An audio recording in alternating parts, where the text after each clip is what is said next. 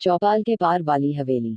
गांव सोनपुर में एक पुरानी हवेली थी, चौपाल के उस पार, जहां कोई सूरज ढलने के बाद नहीं जाता था। कहते थे उस हवेली से आधी रात को घुंघरू बजने की आवाजें आती थीं। लोग कहते थे कि वहां कभी ठाकुर रघुनाथ सिंह रहते थे, जो अपनी जवान बेटी राधिका की रहस्यमय मौत के बाद पागल हो गए थे। ठाकुर के मरने के बाद हवेली सूनी हो गई, पर आवाजें नहीं रुकी। एक दिन शहर से 3 कॉलेज के लड़के आए, रवि, मोनू और अमन। गांव में ठहरे तो रात की चौपाल में हवेली का जिक्र छिड़ गया। रवि ने हंसते हुए कहा, भूत प्रेत कुछ नहीं होता, बस डर है दिमाग का। गांव वालों ने रोका, पर वे तीनों उसी रात टॉर्च और कैमरा लेकर हवेली की ओर निकल पड़े।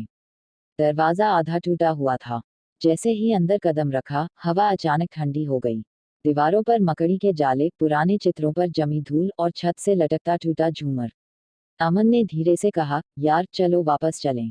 पर रवि बोला, इतना आ गए हैं, अब डरना कैसा।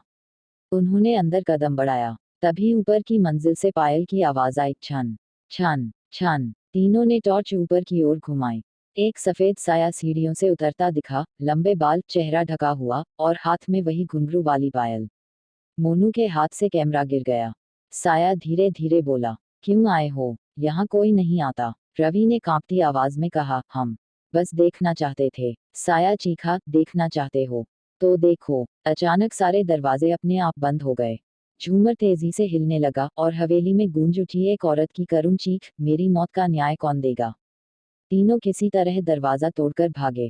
पीछे मुड़कर देखा, हवेली की खिड़की में वही साया खड़ा था, बस इस बार चेहरा दिख रहा था, सड़ा हुआ, आंखें खून से लाल। सुबह जब गांव वालों ने चौपाल पर उन तीनों को पाया, तो वे बेसुध थे।